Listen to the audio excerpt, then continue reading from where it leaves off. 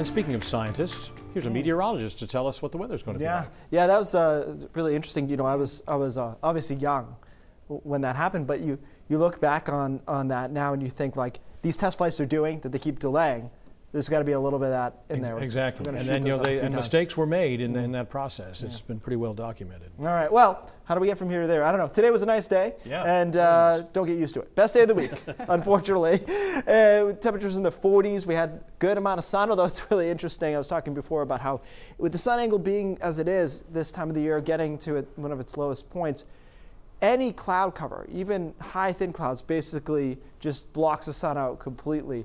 We're going to see a lot of blocking out of the sun tomorrow. The storm system is going to come together, pull to the north, and do what the last, 4 storms have done for us, which is push this warm front up into Canada and give us another rain event. So tonight, clouds come in, temperatures relatively mild for this time of the year, largely in the upper 30s to around 40 degrees. We're in the mid 40s by tomorrow morning. Tomorrow, I think during the daytime is actually dry until we get to about sunset, but it becomes increasingly cloudy. Temperatures are mild along the coast in the mid 40s, low 40s, and then upper 30s into the mountains.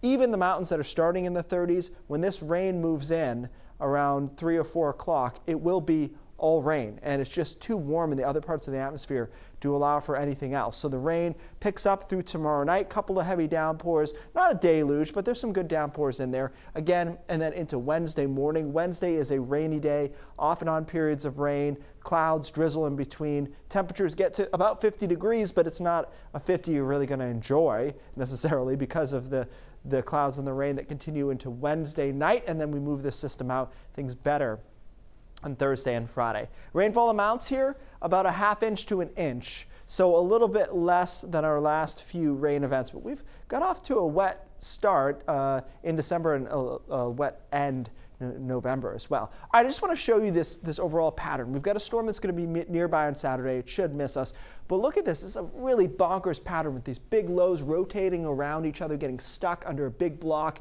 and I got to think that at some point that block is going to deliver us a snowstorm in mid-December. So let's see if that's how it turns out.